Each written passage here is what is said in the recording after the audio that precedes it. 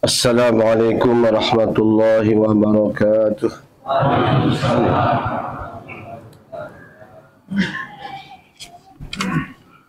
Alhamdulillah, alhamdulillahilladzi ja'ala ramadhana syahra siyam wa amarna bi ihya'i layalihi bi qira'atil qur'ani wa kasratil qiyam. Wassalatu wassalamu ala ashrafil anam sayyidina wa habibina wa syafi'ina maulana Muhammad wa ala alihi wa ashabihi kiram, amma ba'd. Faqala Allah ta'ala fi kitabihil karim, a'udzu billahi minasy syaithanir rajim, wa ma umiru illa liya'budullaha mukhlishina lahuddin. Shadaqallahul aliyyul azim. Yang saya hormati Ketua DKM Masjid Ad-Da'wah dengan seluruh jajarannya, Ketua Yayasan Ad-Da'wah, dan para sepuh, banyak sekali hadir, alhamdulillah, orang tua kita masih diberikan kesehatan oleh Allah Subhanahu wa taala. Kita doakan mudah-mudahan para sepuh kita, mereka yang menggagas, yang menjadikan masjid dakwah yang penuh syar'i ini, semua itu adalah karena jasa orang-orang tua kita semua di lingkungan ad-dakwah ini. Kita doakan mudah-mudahan mereka senantiasa diberikan limpahan rahmat dan keberkahan oleh Allah Subhanahu wa taala. Hadirin hadirat jamaah salat tarawih yang mudah-mudahan mendapatkan ridha dari Allah Subhanahu wa taala. Pertama-tama tentu marilah kita panjatkan puji syukur kita kepada Allah. Alhamdulillah bahwa kita telah sama-sama masuki bulan suci Ramadan. Kita masuki malam yang kedua sesuai doa kita jauh-jauh sebelum datang Ramadan, wa balighna Ramadan. Ya Allah, temukan kembali, antarkan kembali kami dengan bulan Ramadan, dan jadikan kami yang mampu untuk melaksanakan kegiatan aktivitas ibadah secara baik sehingga diterima di sisi Allah Subhanahu wa taala. Itu harapan kita. Mudah-mudahan semuanya kita selalu mendapatkan bimbingan dari Allah Subhanahu wa taala. Salawat serta salam semoga tercurah kepada baginda junjungan kita Nabi besar Muhammad sallallahu alaihi wasallam, sama keluarga, sahabatnya, dan juga kita semuanya. Hadirin hadirat jamaah salat tarawih yang dimuliakan Allah. Ramadan adalah bulan yang istimewa, yang secara khusus diberikan, dilimpahkan kepada umat Nabi besar Muhammad sallallahu alaihi wasallam. Sehingga kalau kita melihat sejarah, banyak umat-umat terdahulu ketika mereka mendengar tentang diutusnya Nabi Muhammad sallallahu alaihi wasallam dengan berbagai limpahan karunia kemuliaan, mereka ingin menjadi bagian daripada umat Nabi Muhammad sallallahu alaihi wasallam. Khususnya di bulan suci Ramadan ini, karena semua kemuliaan, semua kebesaran ada di bulan Ramadan. Bagaimana tidak? Allah Subhanahu wa taala setiap menciptakan makhluknya sudah barang tentu dia punya pilihan. Kalau Allah Subhanahu wa taala menciptakan manusia sekian banyak, di antara manusia itu ada manusia yang menjadi pilihan Allah. Itu para nabi, para rasul, dan di antara para nabi, para rasul ada nabi yang paling mulia. Jatuhlah pilihan itu pada Nabi besar Muhammad sallallahu alaihi wasallam. Kalau Allah Subhanahu wa taala menciptakan sekian banyak, sekian miliar malaikat, di antara malaikat itu adalah malaikat yang sangat istimewa, jatuhlah pilihan itu pada malaikat Jibril. Kalau Allah Subhanahu wa taala menurunkan banyak kitab, di sana ada kitab Taurat, ada Zabur, ada Injil, ada Quran, ada Suhuf Ibrahim, ada Suhuf Musa, masih banyak suhuf dan kitab-kitab yang lain. Di antara kitab itu ada yang menjadi pilihan bagi Allah, jatuhlah pada Al-Quranul Karim. Kalau Allah Subhanahu wa taala menentukan 1 tahun 12 bulan, di antara 12 bulan itu ada bulan yang bulan istimewa menjadi pilihan Allah, jatuhlah pada bulan Ramadan. Kalau Allah menentukan sekian banyak malam-malam, di antara malam ada yang istimewa dan malam itu tidak ada dan menjadi pilihan Allah, jatuhlah pada Lailatul Qadar. Kalau saja Allah menciptakan sekian umat manusia, sekian kaum, sekian umat, di sana ada umatnya Nabi Nuh, umatnya Nabi Idris, umatnya Nabi Ibrahim, umatnya Nabi Saleh dan sebagainya. Sekian banyak umat. Di sana ada umat yang menjadi pilihan bagi Allah. Jatuhlah pilihan itu pada umat Nabi Muhammad sallallahu alaihi wasallam. Kuntum khaira ummatin ukhrijat linnas. Engkau adalah sebaik-baik umat. Semua ini ada dalam Ramadan. Allah turunkan Al-Quran, kitab yang terbaik, di malam Lailatul Qadar yang terbaik, diturunkan oleh malaikat yang terbaik, dan juga kepada Nabi yang terbaik di bulan terbaik. Itulah Ramadan. Oleh sebab itu, Rasul Sallallahu Alaihi Wasallam selalu menyambut gembira ketika kita masuk bulan Ramadan. Jangan sampai kita tidak mendapatkan bagian yang Allah sediakan. Di antaranya, idza jaa Ramadan futihat abwabul jannah wa ughliqat abwabun nar wa sufidat asyayatin. Apabila datang bulan Ramadan, maka pintu-pintu surga itu terbuka seluas-luasnya. Pintu neraka tertutup, terkunci sekuat-kuatnya, dan juga setan terbelenggu. Ini kelebihan Ramadan. Juga Nabi mengatakan, man adda faridatan fi Ramadan, siapa-siapa yang menunaikan kewajiban di bulan Ramadan, fakannahu adda sab'ina faridah. Orang itu sama saja melakukan kewajiban 70 kali lipat dibandingkan di luar Ramadan.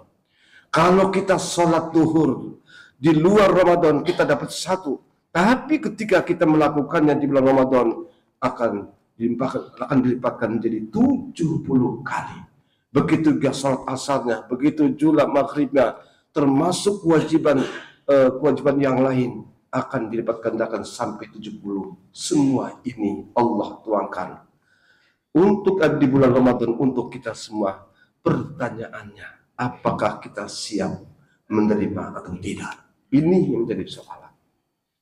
Karena apalah artinya semua itu begitu banyak, begitu besar, tapi kita tidak siap menerimanya. Ibarat sinar matahari, Allah turunkan untuk semuanya. Matahari itu bagus, tapi ketika sampai di bumi, bermacam-macam orang yang menerimanya. Ada yang manfaatkan dengan sebaik-baiknya menjadi tenaga surya umpama. Ada orang yang manfaatkan cuma ngejemur ibu-ibu. Tapi ada pula yang merasa sedih karena sinar matahari, mungkin sedang sakit. Jadi bukan mataharinya, sinarnya bukan tidak baik, tapi nggak siap orang itu menerima.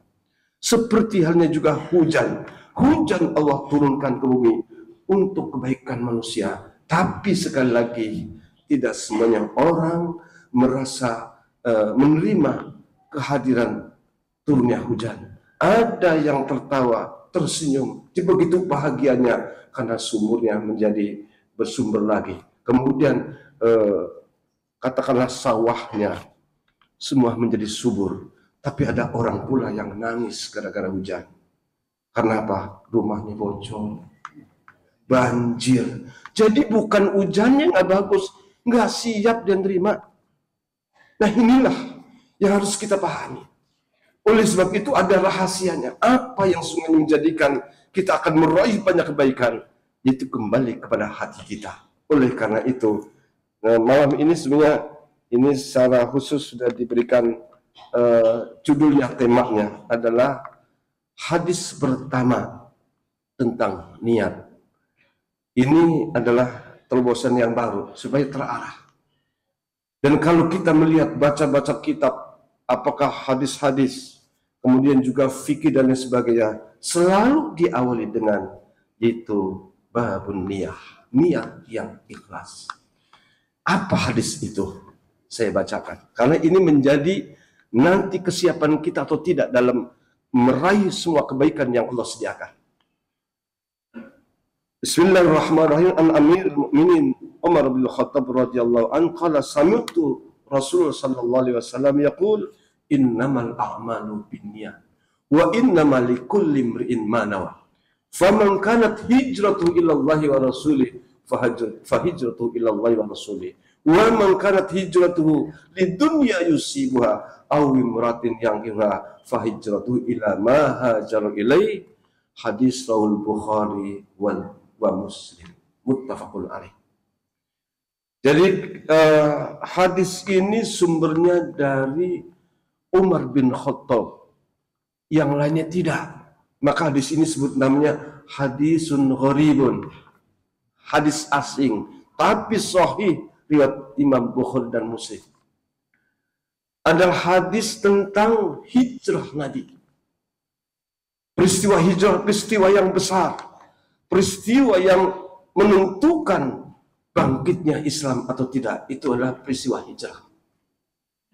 Kita tidak bicara tentang hijrah, tapi ketika terjadi hijrah ini, hijrah dari Mekah Madinah, ternyata persoalan yang besar, persoalan perjuangan hijrah, tapi ternyata orang berhijrah itu bermacam-macam motivasinya, bermacam-macam niatnya. Ini sebab turunnya hadis ini. Ini yang masyhur diceritakan adalah rajulun muhajiru Ummi Qais. Ada seorang sahabat yang ketika hijrah itu niatnya adalah dia ingin tidak berpisah dengan calon atau istrinya atau kekasihnya namanya Ummu Qais. Karena Ummu Qais itu dia berangkat hijrah ke Madinah, dia tidak ingin kalau cintanya itu terputus. Dia ingin menjalin kasih cintanya terus sampai dia menikahi. Berangkatlah seorang ini. Tapi ada pula orang-orang, seorang pengusaha, seorang pedagang di Mekah. Mereka sudah sukses dalam usaha. Banyak pelanggan, banyak nasabahnya. Tapi ketika terjadi hijrah ini, pelanggannya banyak berangkat menuju ke Madinah.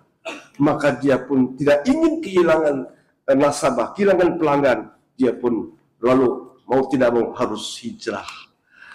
Lalu setelah muncul hadis Nabi, innamal a'malu binniyat wa innamal likulli imri'in ma nawa. Bahwa amal itu, perbuatan itu hanyalah tergantung daripada niatnya. Dan masing-masing orang itu akan mendapatkan sesuai dengan apa yang diniatkan.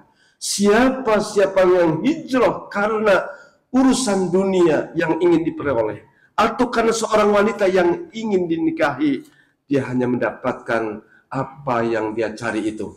Dia hanya mendapatkan urusan dunia. Dia hanya mendapatkan wanita yang ingin dinikahi.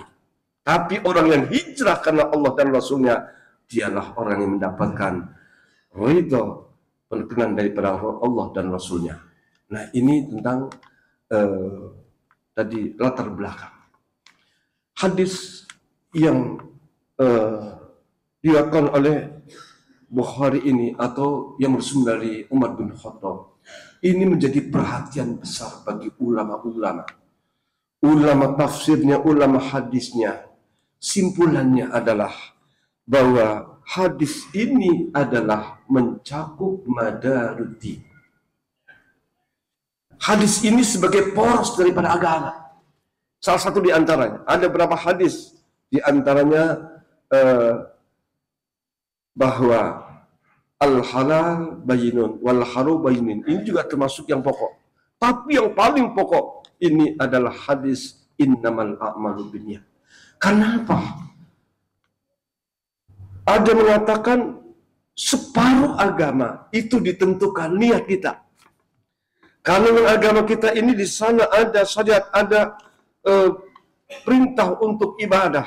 Apakah syahadatnya, apakah sholatnya, apakah puasanya, apakah zakatnya atau hajinya, dan pecahan-pecahannya. yang sunnah-sunnah itu, ini menempati separuh daripada Islam itu sendiri. Sebanyak apapun sholat seorang, sebanyak apapun dia melakukan puasa, sebesar apapun dia keluarkan zakat, dia haji bolak-balik, tapi kalau niatnya itu nggak benar, semua itu kosong, zon di mata Allah Subhanahu wa Ta'ala. Ini persoalannya. Jadi menjadi madaruddin, menjadi poros daripada agama. Kenapa? Ini kaitannya dengan masalah hati. Kalau sudah niat itu adanya bukan di mulut. Kalau di mulut itu hanya pengantar. Boleh-boleh saja. Boleh itu ibaratnya positif lah. Maka kita jangan kemudian alergi. Ketika ada orang kalau sholat dibaca usolli fardul maghribi, usolli fardul isya, itu sholli, itu lafaz, itu bukan niat. Tapi ini ketika kita mengucapkan usolli, pada saat itu dia lebih konsentrasi. Maka dikatakan innama ju'ilal lisanu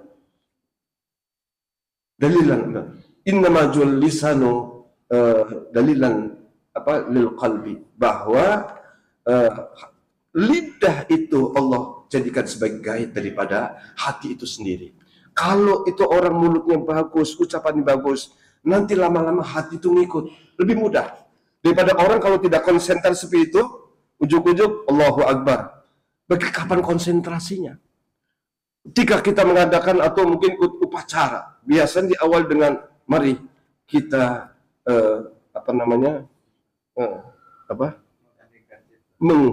mengheningkan cipta. Mengheningkan cipta mulai konsentrasi. Haji juga begitu. Labbaik Allahumma hajjan, nawaitul hajja wa amramtu biha. Itu diucapkan karena itu syiar. Itu bisa menuntun dari mulut ke dalam hati. Itu positif. Tapi itu tidak menjadi kewajiban. Yang wajib itu adalah bagaimana menantapkan ini. Itulah niat. Kan niat itu adalah perbuatan atau amal qalbi, dan itu harus ada terus.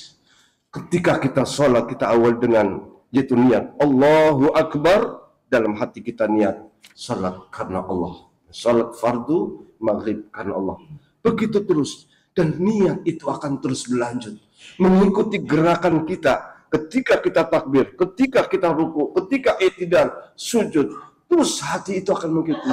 Inilah yang menjadikan bahwa amal itu akan dilihat oleh Allah Subhanahu wa Ta'ala.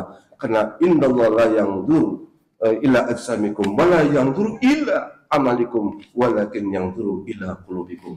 Sesungguhnya Allah itu tidak melihat yaitu wajahmu, tidak melihat bentukmu, dan tidak pula melihat amalmu, tapi yang dilihat itu adalah hatinya.